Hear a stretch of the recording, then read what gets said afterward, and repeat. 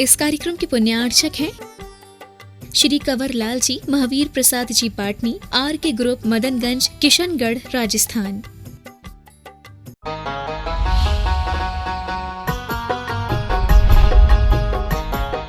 कोई और दूसरा अज्ञान नहीं है।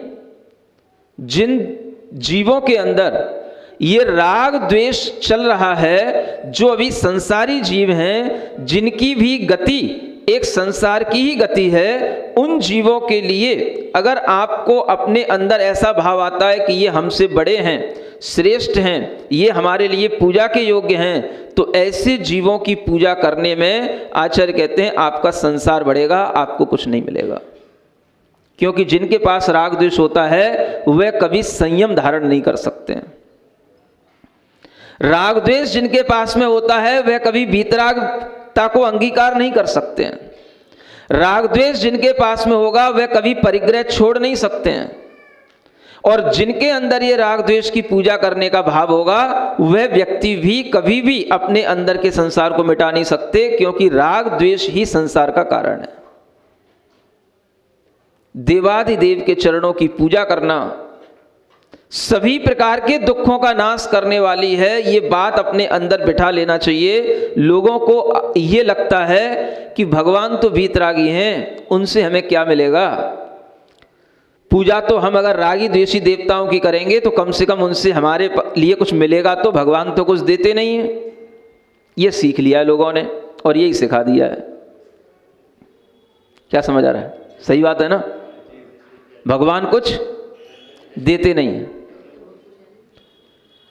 अगर भगवान कुछ नहीं देते हैं तो आपके मन में एक विचार ये आना चाहिए कि भगवान अगर हमें कुछ नहीं देते तो भगवान इतनी बड़ी भगवत सत्ता को कैसे प्राप्त कर लेते हैं, और भगवान के लिए जिनकी हम पूजा कर रहे हैं वो भगवान की पूजा क्यों करते हैं। नहीं समझ आया? जिनकी हम पूजा कर रहे हैं, मान लो आप अगर रागी द्वेषी देवी देवताओं की पूजा कर रहे हैं और वो भी अगर भगवान की पूजा कर रहे हैं, तो वो किसके लिए भगवान की पूजा कर रहे हैं? एक दिमाग इस तरह का तो लगाओ कम से कम। अगर उन्हें भगवान की पूजा से कुछ मिल रहा है तो वो भगवान की पूजा कर रहे होंगे, और अगर उन्हें भगवान की पूजा से कुछ नहीं मिल रहा है तो वो भगवान की पूजा क्यों कर रहे हैं? और आप जिनकी पूजा कर रहे हैं वो भगवान के भक्त क्यों हैं, वो भगवान की पूजा क्यों कर रहे हैं?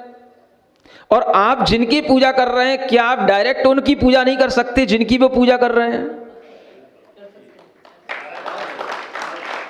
इतनी दिमाग में नसेनी नहीं लग सकती। नसेनी जानते हो ना, सीढ़ी, कि अगर हमारे पास में डायरेक्ट वहां तक पहुंचने का रास्ता है तो हम बीच में किसी को मीडिएटर क्यों बनाएं? क्या मीडिएटर बनाए बिना हम डायरेक्ट उस भगवान के पास में नहीं पहुंच पाते हैं क्या? क्या ऐसा मना किया गया है कि आप बिना हमसे परमिशन लिए वहां पर आपको एंट्री नहीं मिलेगी? क्या है? ऐसा तो कुछ नहीं है ना।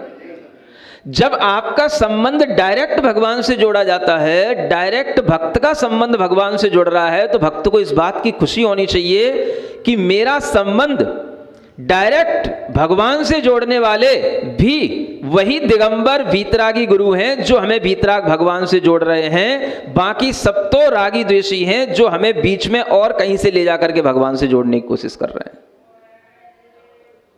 एक वीतराग भगवान से जोड़ने की भावना किस में आएगी? जो वीतरागता के मार्ग पर चल रहा होगा और जो वीतरागता की महत्ता को समझ रहा होगा, वही ये चाहेगा कि ये सभी लोग भी वीतरागता से ही जुड़ें। और जिसके अंदर भी राग होगा और बाहर से वीतराग होगा तो वो सबको भी राग में जोड़ेगा। समझ में आ रहा है? अब राग दो प्रकार का हो गया, एक अंदर का राग, एक बाहर का राग। बाहर का राग तो चलो दिखाई देता है, कपड़े हैं, आभूषण हैं। अब किसी ने आभूषण उतार दिए, कपड़े उतार दिए, बाहर का राग छोड़ दिया, भीतर राग अभी भी है, तो वो राग कैसे दिखाई देगा? वो राग इसी रूप में दिखाई देगा, जिसके अंदर राग होगा वो यही कहेगा कि हमें राग की ही आराधना करने के लिए इन रागियों को रागी से जोड़ना है। उसका राग इस तरीके से दिखाई देगा। जो भीतर से भी वीतराग होगा वो हमेशा आपको वीतराग से ही जोड़ेगा, वीतराग भगवान से जोड़ेगा। वो हमेशा यही कहेगा कि आपको वीतराग भगवान के पास डायरेक्ट आना है, बीच में किसी के पास नहीं जाना है, क्योंकि उसके पास में ताकत है। उसे खुद वीतरागता का महत्व पता है। वो खुद जानता है कि वीतराग के माध्यम से ही इस तरीके की शक्ति आती है जो शक्ति कभी राग की आराधना करने से नहीं आ सकती। तो जो आपको वीतरागता से जोड़ रहा है, पंच परमेष्ठी में जो आचार्य, उपाध्याय और साधु ये तीन हैं, ये भी वही वीतरागी कहलाएंगे जो आपको वीतरागता से जोड़ेंगे। अगर ये भी आपको कहीं राग से जोड़ रहे हैं तो ये भी रागी कहलाएंगे, ये पंच परमेष्ठी में आने वाले नहीं है, ये वीतरागी नहीं है, ये ध्यान रखना। क्या सुन रहे हो?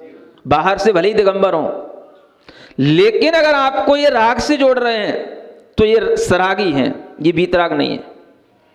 वीतरागता की पहचान यही है भीतर से कि एक ही भाव होना चाहिए और एक ही प्रकार की हमारे अंदर स्तुति करने की भावना आनी चाहिए। सिर्फ एक भाव कि हमें वीतराग भगवान की ही आराधना करना है, और ये भाव अगर आपके अंदर आएगा तो ही आपको ये भाव आएगा कि इस भावना से ही हमें सब कुछ मिलेगा।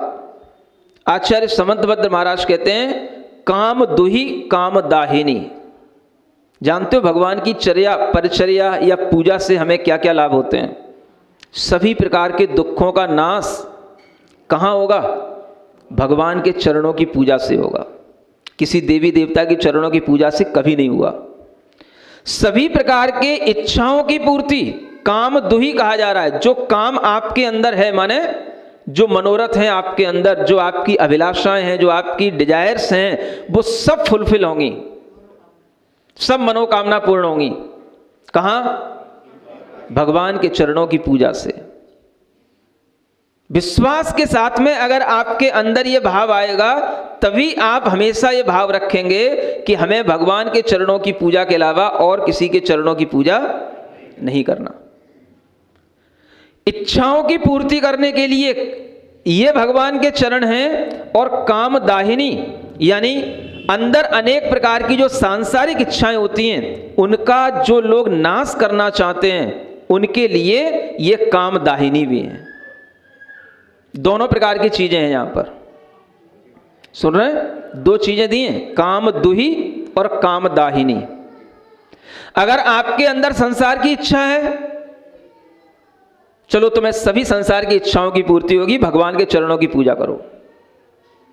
और अगर तुम्हारे अंदर यह इच्छा है कि हमें कोई भगवान से इच्छा नहीं है, हमें कोई संसार की चीजें नहीं चाहिए, हमें तो अपना संसार मिटाना है, तो भी आपको भगवान के चरणों की पूजा करना है, क्योंकि वो चरण वीतरागी हैं। और जो वीतराग होता है उसी में यह शक्ति होती है कि जो जिसकी इच्छा हो वो ले ले। लेकिन आपके अंदर मान्यता ये होनी चाहिए, विचार ये होना चाहिए, भीतर से श्रद्धा ये होना चाहिए कि जो कुछ भी मिलेगा वो वीतरागता के माध्यम से मिलेगा। क्योंकि जिन्होंने सब कुछ तुच्छ जान करके छोड़ दिया हो, उन्हें जिसके लिए कोई वैभव, कोई उन्हें रोक ना पाया हो, और जिन्हें किसी भी प्रकार के वैभव की कोई आकांक्षा ना रही हो, उनके अंदर का भाव कितना बड़ा होगा आप ये सोचो। जो पकड़े बैठे हैं उनसे तो आपको उतना ही मिलेगा जितना वो पकड़े बैठे हैं, और जो पकड़े हैं वो नहीं छोड़ना चाह रहे हैं। जिनकी दृष्टि में कुछ थोड़ा सा छोड़ने योग्य है तो कुछ थोड़ा सा छोड़ सकते हैं, लेकिन जिनकी दृष्टि में सब कुछ छोड़ने योग्य है, सब कुछ देने योग्य है, वो कभी भी आपको देने में कंजूसी नहीं करेंगे। इसलिए सबसे बड़े दाता, परम दाता जिनेंद्र भगवान, वीतराग भगवान कहलाते हैं। सुन रहे हैं? परम दाता और परम याचक। क्या समझे? अगर भगवान दाता हैं तो आपके अंदर भी परम भावना ही होनी चाहिए याचक की। कभी वर्धमान स्तोत्र पढ़ना आप, तब आपको ये सब भाव अच्छे से समझ में आएंगे। सुन रहे हैं? परम दाता भगवान हैं, परम याचक अगर हम बनेंगे तो हमें परम चीजें, माने जो सुप्रीम लेवल की चीजें हैं, वो हमको प्राप्त होंगी। अन्यथा हमारा लेवल जितना है हम उसी में ही संतुष्ट होकर के अपनी जिंदगी पूरी कर लेंगे। हमें वो नहीं मिलेगा जिसके लिए हमें जैन कुल में जन्म मिला था। हो सकता है कि आपको दुनिया में हर जगह जाने पर कुछ ना कुछ मिल जाए, लेकिन जो आपको वीतरागता के माध्यम से मिलेगा वो नहीं मिलेगा, उससे आप अछूते रहोगे। जब तक कि आपके अंदर ये भाव नहीं आएगा कि हमें देवादिदेव के चरणों की पूजा से ही सब कुछ प्राप्त करना है। और समझदार व्यक्ति वो होता है जो सोचता है कि हे भगवान, संसार की इच्छाओं का तो कोई अंत होता नहीं। कब तक संसार की इच्छाएं बना करके आपके पास भिखारी की तरह आते रहेंगे और आपसे भीख मांगते रहेंगे और आपके चरणों में प्रार्थना करते रहेंगे। आखिर ये बंदा कभी बनेगा कि नहीं, कि भिखारी बना रहेगा? है? बंदा किसे कहते हैं? जो भगवान की बंदगी करे उसको बंदा कहते हैं। जो भगवान की बंदगी करे, जो भगवान को प्रणाम करे, पूजा करे, नमस्कार करे और उसके फल में कुछ नहीं चाहे, वो बंदा कहलाता है। सुन रहे हो? ये दुनिया के सब लोग जानते हैं, चाहे इस्लाम धर्म हो चाहे सूफी धर्म हो, सबके यहां पर बंदे की यही परिभाषा है। क्या सुन रहे हो? जैनों को छोड़ करके ये जैन जितने पहले समृद्ध होते थे, आज भी जितने समृद्ध हैं उतने ही ज्यादा ये जैन अब भिखारी बन रहे हैं। और दुनिया में जैनों को जिस तरीके से भक्त के रूप में कहा जाता था, या जहां कर भी कोई भी भगवान का भक्त के रूप में कहा जाता है, भक्त की यही परिभाषा होती है कि वो केवल भगवान की बंदगी करता है, उसी को बंदा कहते हैं, उसी को भक्त कहते हैं। वो भगवान से भीख नहीं मांगता है, भगवान से सौदेबाजी नहीं करता है।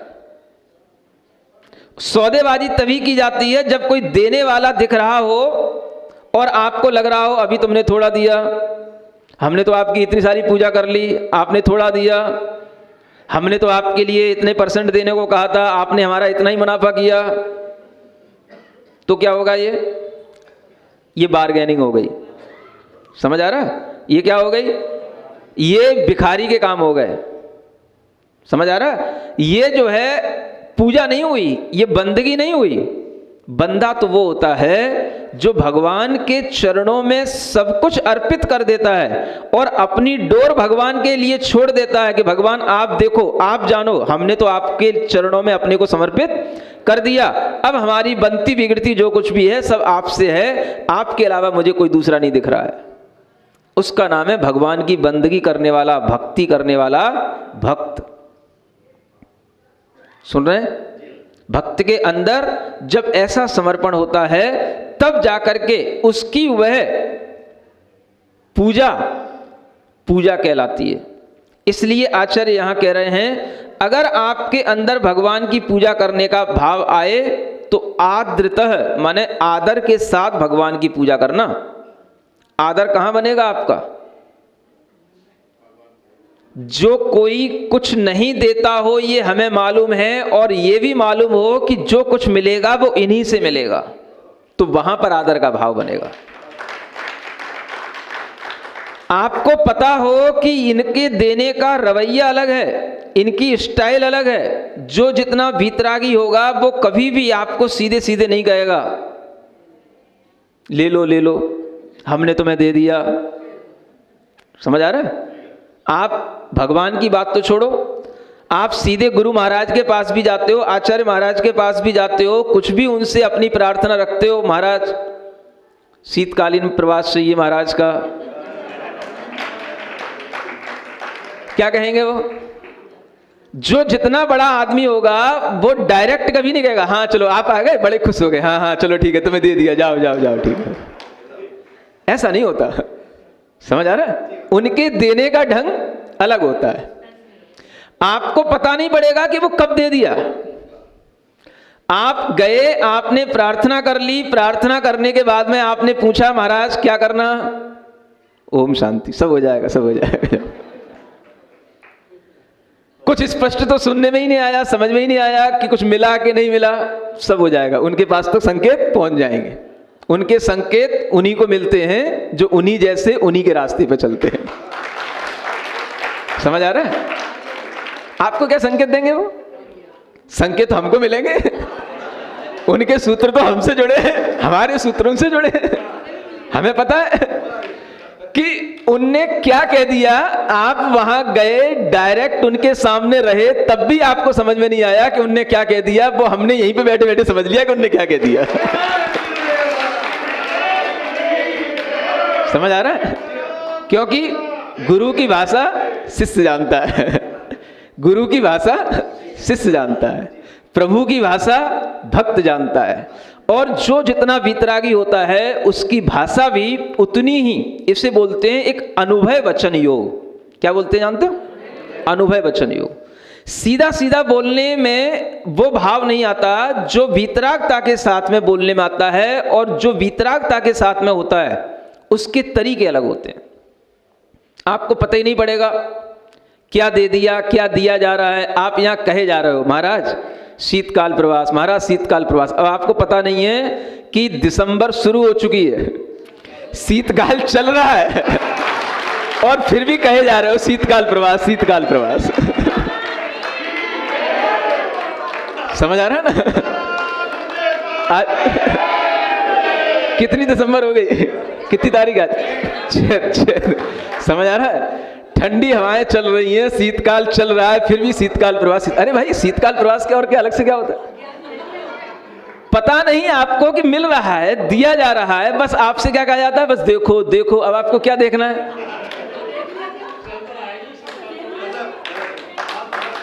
ये देने वाले की भाषा अलग होती है।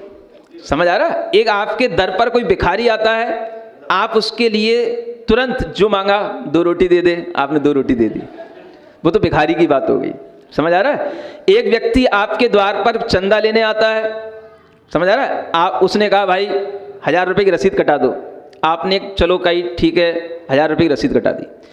अब अगर कोई व्यक्ति उससे भी बड़ा आपके द्वार पर कोई मांगने आता है और आप उसे देना चाहते हैं, तो वह सीधा सीधा अगर मांगने आया है तो सीधा सीधा एक बार में आप उसकी रसीद कभी नहीं कटाएंगे। समझ आ रहा है? 1000 रुपये दिए जा सकते हैं, 100 रुपये दिए जा सकते हैं, 2 रोटियां दी जा सकती हैं। लेकिन अगर किसी को आपको अपनी संपत्ति देना हो, क्या समझ आ रहा है? अगर आप किसी को अपना सब कुछ देना चाहते हो तो आप क्या सोचोगे? एक सोचने की बात है। आप क्या सोचोगे? जो व्यक्ति मांगता रहता है, आप देखना उसके प्रति आपकी भावना इतनी अच्छी नहीं बनेगी। जो व्यक्ति केवल सेवा कर रहा है, मांग कुछ नहीं रहा है, आप उसके बारे में सोचोगे, चाहे भले ही आपके 2 लड़के क्यों ना हो। दूसरे का उदाहरण छोड़ो, आप एज्यूम करो आपके 2 लड़के हैं। एक लड़का आपसे मांगता रहता है, हमेशा आपकी चाबी की ओर ध्यान रखता है, हमेशा आपकी संपत्ति के कागजों की ओर ध्यान रखता है। और एक लड़का मान लो केवल कुछ नहीं चाहता, उसे पता ही नहीं हमारे बाप के पास कितनी संपत्ति है, केवल पिताजी की सेवा करना है, सेवा कर रहा है।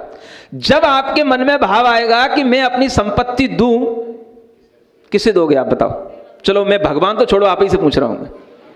अगर थोड़ी बहुत अकल हो तो मुझसे बात करना। हाँ। क्या समझ में आ रहा है बताओ? आपके मन में भाव क्या आएगा? जो मांग रहा है रोजाना कहता है पिताजी इन कागज पर हस्ताक्षर कर दो, ये चेक पे साइन मार दो, क्योंकि आपको मालूम है कि वो ये हस्ताक्षर से ये संपत्ति अपने कब्जे में करना चाहता है। समझ आ रहा है? एक वो है रोजाना आपसे मांग रहा है, रोजाना कह रहा है पिताजी मुझे ये प्रॉपर्टी मेरे का नाम कर दो, ये प्रॉपर्टी मेरे नाम कर दो। और एक दूसरा बच्चा है, कुछ नहीं करता, केवल बस आपकी पूजा करता है, आपकी सेवा करता है, आपकी बात मानता है, आपको खुश रखता है। बस आपने जो कहा वो केवल आपका काम करता है। बस बताओ आपके मन में कौन सा भाव आएगा? बड़ा बेटा उसी तरीके का है, क्या बोलूं उसको, नालायक कह दूं? समझ आ रहा है? वो बार बार आकर के आपसे अपनी प्रॉपर्टी पर साइन करवा रहा है, बार बार उसके मन की भावना आपको समझ में आ रही है। ये बड़ा मेरी संपत्ति चाह रहा है, मेरी चाबियां चाह रहा है, और छोटा कुछ नहीं चाह रहा है। और बड़े को आप पसंद कर रहे हो, मान लो, नहीं समझ आ रहा है? और एक छोटा भी है, बिल्कुल शांत है। बताओ अगर आपके मन में थोड़ा भी ज्ञान होगा, थोड़ा भी आपके मन में कुछ अच्छा भाव होगा, मध्यस्थता का भाव होगा, तो आपके मन में क्या विचार आएगा? हम किसको क्या दे करके जाएं? ज्यादा भी किसको दे करके जाएं? चलो मान लो आपको दोनों को भी देना है, तो आपके मन में कुछ आएगा कि नहीं? दोनों में से ज्यादा किसको दे करके जाएं? सेवा भाव कर रहा है। सेवा भाव तो मान लो दूसरा भी कर रहा हो, पहले वाला भी कर रहा हो, वो भी आके पगतली दबा जाता हो, और वो जब दबाता जब तुम जग रहे हो। एक समझो, वो भी आपके पगतली दबाता है जब तक तुम जग रहे हो, समझ आ रहा है? और दूसरा तब आकर के दबाता है जब तुम सो जाते हो, तुम्हें पता नहीं पड़ता है। बताओ, सेवा तो दोनों कर रहे हैं, अब क्या करोगे? सोच लो। आपके मन में अगर थोड़ा सा भी विचार होगा तो आप उससे डायरेक्ट नहीं कहोगे कि मैं तेरे को कम दूंगा, तेरे को ज्यादा दूंगा, या तू अच्छा नहीं है, तू ऐसा है वैसा है। आप सिर्फ सोचोगे, विचार करोगे। और जिस दिन आपको अपना कुछ भी देना होगा, आपको अपनी संपत्ति का कुछ भी भाव दूसरे के लिए समर्पित करना होगा, तो आपके मन में भाव आएगा जो वास्तव में मौन पूर्वक बिना कुछ मांगे हुए शांति से केवल हमारे प्रति भक्ति रखते हुए मेरी सेवा कर रहा है, इसको मुझे इससे ज्यादा जरूर देना है, चाहे वो हमें किसी रूप में देना पड़े। समझ में आ रहा है? जब आपके अंदर इतना बड़ा भाव आ सकता है, तो जो गुरु हैं, जो प्रभु हैं, जो वीतरागता के भाव में जी रहे हैं, वो क्या आपसे यूं कह देंगे, दे दिया दे दिया, ये लो ये लो, ये ले जाओ? हा? वो तो ऐसे देंगे कि तुम्हें पता ही नहीं पड़ेगा। तुम वहां से चल करके अपने घर तक आओगे और पता पड़ेगा कि वो चीजें जिन्हें तुम मांगने गए थे वो सब अपने आप तुम्हारे पास आ गई, लेकिन तुम्हें पता नहीं पड़ा कि वो किसने दे दी। ये देने देने के तरीके होते हैं, समझ आ रहा है? जो डायरेक्ट दिया जाता है और जो डायरेक्ट देने वाले होते हैं, वो देने वाले भी बहुत बड़े नहीं होते हैं। छोटे लोग होंगे तो दिखा करके देंगे, बता करके देंगे, और जो बड़े लोग होंगे वो बिना दिखाए बिना बताए दे देंगे। और फिर आप कहोगे आपकी कृपा से मिल गया, तो भी वो यूं नहीं कहेंगे हाँ, तब भी वो शांत रह जाएंगे, मुस्कुराएंगे, समझेंगे कि चलो कम से कम इसको पता तो पड़ गया कि इनकी कृपा से मिल गया। समझ आ रहा है? क्योंकि उन्हें क्या चाहिए? उन्हें यही चाहिए कि तुम्हें ये ज्ञान मिल जाए कि ये कहां से मिल रहा है। उन्हें ये नहीं चाहिए कि तुम हमारे गीत गाओ कि हमने तुम्हें दे दिया, हमने तुम्हें दे दिया। समझ आ रहा है? तो जो सरागी होते हैं, जो छोटे देवी देवता होते हैं, वो तो अपने गीत गब्बाने में मजा लेते हैं, और जो बड़े होते हैं उन्हें कभी से नहीं सोचना है कि तुम हमारे गीत गाओ। उन्हें मतलब ही नहीं है। अगर गीत गाओगे तो मिलेगा, और नहीं गाओगे नहीं मिलेगा। वो तो अपने आप लेने वाली चीज है। आपको केवल भक्ति करना है, तो भक्ति का भाव आपके अंदर इस रूप में आना चाहिए कि हमारा आदर कहां है, आदर किसका करना है, रेस्पेक्ट किसका करना है। जो हमसे ज्यादा बड़े हों, और बड़े उस सेंस में कि जो केवल बाहर से बड़े ना दिख रहे हों, भीतर से भी बड़े हों। बाहर से बहुत सारा चढ़ावा चढ़ा हुआ है, बहुत सारा पहनावा है, इसका नाम बड़ा नहीं है। ये तो कोई भी राजा पहन लेगा। भीतर से बड़े होने का भाव यह है कि जो हमारी छोटी मोटी भावना में इस तरीके से बह नहीं जाता कि हमने अगर पूजा की तो बड़े खुश हो गए, और पूजा नहीं की वो आया नहीं, 15 दिन हो गए, वो वाला बंदा कहाँ गया? अच्छा, जो उसको पहले मेरी पूजा से मिल गया था उसमें मस्त हो गया, अब मुझको भूल गया, चलो ठीक है देखता हूं उसको। ये भाव किसमें आएगा? जो रागी होंगे, द्वेषी होंगे।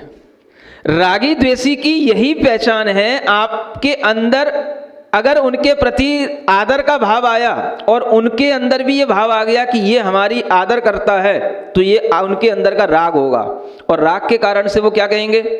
ये हमारे लिए अच्छा है। और जिस दिन आप उनको भूल गए या आप कहीं किसी दूसरे देवता के चक्कर में पड़ गए, तो वो क्या करेंगे?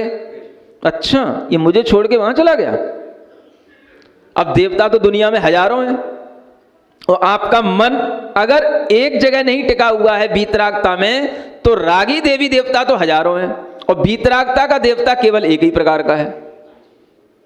नहीं समझे? रागियों के तो प्रकार लाखों हैं, हजारों हैं, और वीतरागता का प्रकार भेद, वो केवल only single one kind of वीतराग देवता। समझ आ रहा है? वो 1000 टाइप का नहीं है, वो केवल एक प्रकार का है। तो जब आपका मन एक में नहीं टिका, एक से आपका काम नहीं टिका, तो दूसरे पे जाएगा, दूसरे पे नहीं टिका तीसरे पे जाएगा। समझ आ रहा है? फिर क्या होगा? एक को आपने प्रसन्न किया, उसकी प्रसन्नता से आपके लिए कुछ नहीं मिला, और वो अगर आपके लिए द्वेषी बन गया तो आपके लिए जो मिल रहा है वो उसमें भी व्यवधान डाल देगा। समझ आ रहा है? इसलिए कहते हैं भूतों की, पुलिस वालों की और रागी देवी देवताओं की, इनकी कभी दोस्ती नहीं करना। किनकी? सुन लो पहले, भूतों की, पुलिस वालों की और रागी देवी देवताओं की कभी दोस्ती मत करना। क्या होता है? इनकी दोस्ती में भी नुकसान है, इनकी दुश्मनी में भी नुकसान है। समझ आ रहा है? तो क्या करना? इनसे मध्यस्थ रहना। अगर पूजा करोगे तो इनसे दोस्ती हो जाएगी, राग बढ़ाओगे तो ये मुश्किल हो जाएगी कि जिस दिन राग छोड़ोगे फिर तुम्हारे लिए दिक्कत दिखने लगेगी। इसलिए समझदार व्यक्ति उस ओर अपनी स्टेप बढ़ाता ही नहीं, मध्यस्थ रहना। हमने आपसे कभी दोस्ती की ही नहीं। समझ आ रहा है? और जो दोस्ती कर चुके हैं उन्हें भी इस तरीके से निकल आना पतली गली से कि उन्हें पता ना पड़े कि ये कब निकल गया। समझ आ रहा है? अगर ये संभव हो सके तभी आपके लिए वीतरागता का महत्व समझ में आएगा। वीतराग भगवान की पूजा करने से आचार्य कहते हैं आदर पूर्वक उनकी पूजा करो। जो आदर आपका वीतराग भगवान के प्रति है, वही आदर अगर आपका उनके ही अंडर में रहने वाले देवी देवताओं के प्रति होगा तो वो आदर दोनों का एक जैसा नहीं होने के कारण से आपका आदर वीतरागता के प्रति कहलाएगा ही नहीं, क्योंकि दोनों का आदर आपने एक जैसा बना दिया। अगर आप उनकी पूजा करते हैं और उनकी भी पूजा करने लगे तो फिर एक जैसी बात हो गई। उनके लिए उदक चंदन तंदुल कर रहे हो, वही उदक चंदन तंदुल उनके लिए कर रहे हो, तो मतलब क्या रहा फिर भगवान का और सामान्य से देवी देवताओं का? कभी भी राजा के सामने उसके सेवक की आराधना नहीं की जाती है। बताओ, अच्छा सेवक की आराधना अगर कोई करेगा तो किसके लिए? जब वो सेवक राजा से दूर बाहर गेट पे खड़ा होगा, भाई अंदर पहुंचा दे, बीच में क्यों रोक रहा है? अगर रोक रहा होगा तो देगा उसको, ले भाई 100 रुपए ले ले, चल अंदर जाने दे। अगर वो रोक नहीं रहा है तो फिर क्यों 100 रुपए देना? तुम तो बढ़िया आदमी हो ना। जब कोई रोक ही नहीं रहा है तो फिर 100 रुपए क्यों देना? फिर सीधे जाना। अगर कोई रोके तो बात अलग है। इसी तरीके से जब कोई वीतरागता की आराधना करने का मन बनाता है तो वो सीधा भगवान के पास जाता है, और अगर उसके लिए कोई रुकावट नहीं है तो सिर्फ वो भगवान की आराधना करता है। उसे पता होता है कि इसकी पूजा करने से हम अगर बीच में किसी भी प्रकार के व्यवधान को प्राप्त नहीं हो रहे हैं तो हमें पूजा भगवान की करना, इसकी नहीं करना है। समझ में आ रहा है? तो अब देखो दो बातें हैं। एक तो सेवक भगवान के पास बैठ करके अपनी पूजा कराए, वो सेवक क्या अच्छा सेवक हो सकता है? क्या सुन रहे हो? कोई भी राजा के सामने कोई सेवक अपनी पूजा कराए और राजा उसको देखे, ऐसा होता है? यही राजा का सबसे बड़ा अनादर है कि नहीं? समझ में नहीं आ रहा मेरी बात? इतनी सी बात नहीं समझ में आती? रामायण देखी होगी, महाभारत देखी होगी, खुद भी कभी राजा बन के बैठते होगे कभी ना कभी, पंचकल्याणक में कभी भी नकली के राजा तो बने होगे नाटकों में। अगर हम राजा बन करके बैठे हैं और सेवक हमारे सामने अपने पैर दबा रहा है और हम बैठे हैं, ये अच्छी बात है? नहीं है ना? इसी तरीके से भगवान वीतराग बैठे हैं और उनके सामने आप सरागी देवी देवताओं की पूजा करो, ये अच्छी बात होगी? ये एक तरीके से आप अनादर कर रहे हैं। किसका? जिनेंद्र भगवान का, वीतराग भगवान का आप अनादर कर रहे हैं। ये समझ लो आप। समझ आ रहा है? मैं सब तरीके की सही तरीके से आपको व्यवस्था बना करके बता रहा हूं कि ये अनादर है। अगर आपको कुछ करना है तो बाहर करो। कहां करना? जहां पर राजा की दृष्टि ना जाए वहां करो, और वहां भी करने की जरूरत तब पड़े जब उसके बिना तुम्हारा काम ना चलता हो। समझ आ रहा है? लेकिन राजा के सामने उसके सेवक की सेवा, उसकी पूजा, ये अगर करोगे तो वो राजा को पसंद नहीं आएगा और वो राजा का सबसे बड़ा अनादर कहलाएगा। राजा आपको अपने लिए कभी भी अपने लायक समझेगा ही नहीं आपको। ये समझ लो आप। समझ में आ रहा है? यही बात देवाधिदेव और देव। समझ आ रहा है? देवाधिदेव का मतलब है जो देवों के भी देव हैं, समझ आ रहा है ना, जो सामान्य देव हैं वो भी देव उन जिनकी पूजा करते हैं उन्हें देवाधिदेव कहा जाता है। तो उनकी आराधना करने का भाव यहां पर बनाने के लिए कहा जा रहा है। जैसे कि एक समझदारी एक मेंढक में भी थी, जो यहां उदाहरण दिया गया है। समझ आ रहा है? भगवान की पूजा करने के लिए एक मेंढक चला था। मनुष्यों को समझ में नहीं आ रहा है, मेंढक को समझ में आ गया। समझ आ रहा है? एक सेठ था, थोड़ी मायाचारी करता था और छल कपट के भाव से वो अपनी ही जो बावड़ी होती है उसी में मेंढक बन गया। भगवान महावीर स्वामी का एक दिन समोसरण आया, राजगृही की बात है, बिहार में जो राजगृही है ना वहीं की बात है। और वो अपने मेंढक के रूप में उस बावड़ी में था। चारों ओर समाचार मिला, हल्ला होने लगा, भगवान का समोसरण आया है, सभी नर नारी जाने लगे भगवान की पूजा करने के लिए। मेंढक भी संगी पंचेंद्री होता है, उसने भी कान से अपने सुन लिया और उसको भी समझ में आ गया कि भगवान की पूजा करने जा रहे हैं। वो भगवान की पूजा करने के लिए चल दिया और उसने अपने मुंह में जो वहां पर एक बावड़ी में कली एक पंखुड़ी थी वो अपने मुंह में लगाई और फुदक फुदक के चलने लगा। रास्ते में जाते हुए क्या हुआ, राजा श्रेणिक जो अपने ठाट बाट से सब प्रजा के साथ में जा रहा था, हाथी घोड़े पालकी सब उसके साथ में थे, और वह हाथी के पैर के नीचे मेंढक आ गया, मर गया। भाव किसके लिए जा रहा था? पूजा के लिए जा रहा था। सुन रहे? अब देखो पूजा किसकी करने जा रहा था? किसकी? देवाधिदेव की। समझ आ रहा है? देवाधिदेव की पूजा के भाव से मर गया और मरते ही वह जाकर के स्वर्ग में देव बन गया और देव बनकर के एक अंतर मुहूर्त में ही तैयार होकर के देखने लगा, मैं यहाँ कहाँ आ गया, ये कहाँ से मेरे को देवत्व प्राप्त हो गया।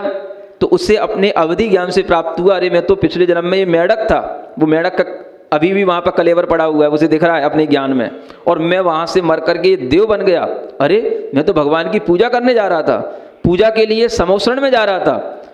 उसके मन में विचार आया, जो काम मैं मेंढक बन के नहीं कर सका वो काम अब मैं देव बन करके करूंगा। अब मैं साक्षात भगवान की आराधना करने के लिए सबसे पहले भगवान के समोसरण में जाऊंगा। और वो भगवान के समोसरण में क्षण भर में पहुंच गया। समझ आ रहा है? राजा श्रेणिक अभी नहीं पहुंच पाए हाथी पर चढ़ने के बाद, और वो मर करके समोसरण में पहुंच गया, ये बन गया देव। समझ आ रहा है? एक मेंढक भी भगवान की पूजा के भाव से देव बन सकता है, तो तुम तो मेढ़ों के भी मेढ़े हो। मेढ़ा जानते हो? मेढ़ा, हाँ, जो काले रंग के होते हैं, बड़े बड़े पशु टाइप के होते हैं, जिन्हें कितना ही कुछ मारो कुछ करो ढीठ होते हैं, जो कीचड़ में पड़े रहते हैं, जिन्हें कुछ भी समझाओ समझ नहीं आता, उनको क्या बोलते हैं? समझ आ रहा है? कुछ नहीं समझोगे, मुझे पता है, मैं भले ये घंटा गला खराब कर लिया हूं, लेकिन तुम्हें कुछ नहीं समझ में आने वाला, मुझे पता है। मुझे फिर भी क्या करूं, करना मुझे वही है जो मुझे करना है। समझ आ रहा है? तुमसे कोई अपेक्षा की ही नहीं जा सकती, क्योंकि मुझे मालूम है जिस तारीख को दिसंबर में जिस दिन यहां पर जलसा होगा, तुम सब वही काम करोगे जिस काम के लिए यहां मना किया जा रहा है। समझ आ रहा है? तुम्हें कुछ नहीं है, मुझे पता है तुम्हारे अंदर कोई श्रद्धा नहीं, कोई भक्ति नहीं, मुझे सब पता है। लेकिन फिर भी भगवान के दरबार में बैठा हूं तो भगवान की वाणी बोलूंगा, भगवान के ही बारे में मुझे बताना पड़ेगा, मुझे वही बताना पड़ेगा जो सच है। समझ आ रहा है? मैं वही बोलूंगा जो सच है, सच के सिवा कुछ नहीं कहूंगा। बस अब आपको चाहे समझ में आए चाहे ना आए, लेकिन हमें तो सच बोलना है। समझ आ रहा है? हमें आपसे अपेक्षा भी नहीं है। हमें क्या करना है? जब भगवान वीतरागी हैं, उन्हें जब आपको इस संसार से निकालने की नहीं पड़ी तो मैं ही क्यों निकालूं? उनने उपदेश दिया तो मैं ही उपदेश दे रहा हूं, बस उपदेश ही दे रहा हूं। समझ आ रहा है? और मुझे इससे ज्यादा कुछ करना नहीं। आपके पास बुद्धि हो तो आप समझना, एक मेंढक भी भगवान की पूजा के भाव लिए जा रहा है, वो भी मर करके देव बन जाता है और देव बन करके फिर भगवान के समोसरण में भगवान की पूजा करता है।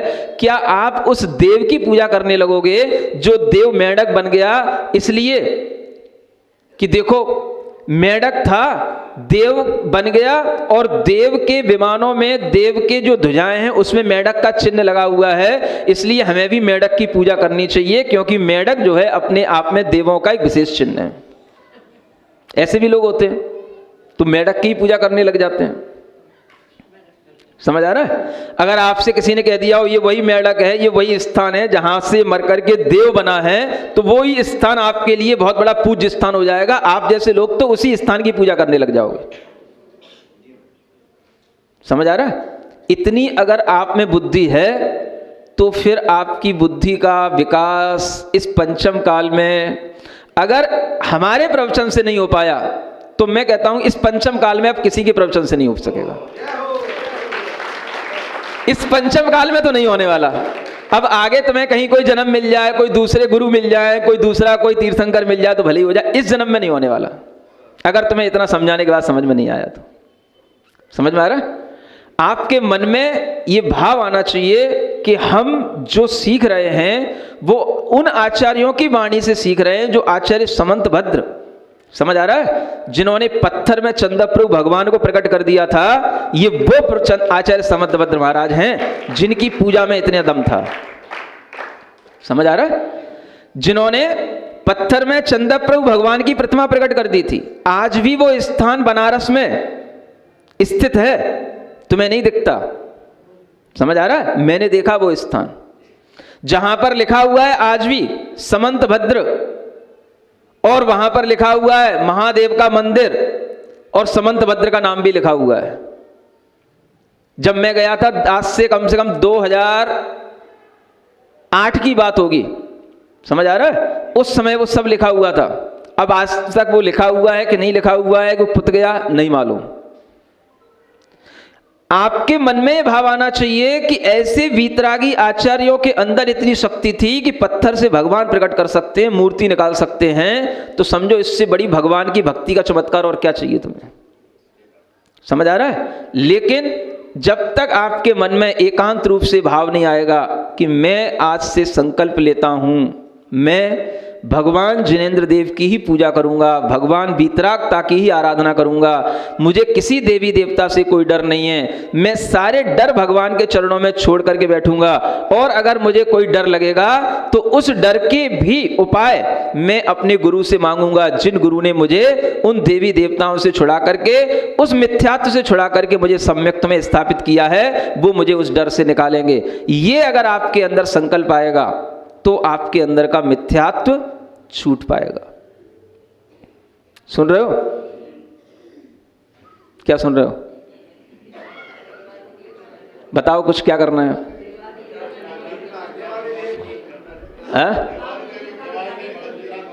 बूढ़े भी बैठे हैं, बड़े भी बैठे हैं, बच्चे भी बैठे हैं। किन के मन में भाव आ रहा है कि आज मुझे संकल्प लेना है? चलो पूछे ही लेता हूं। सब है? पक्का? चलो ठीक है, इसका मतलब है मेरा बोलना प्रवचन करना सार्थक हो गया। बोलो महावीर भगवान की।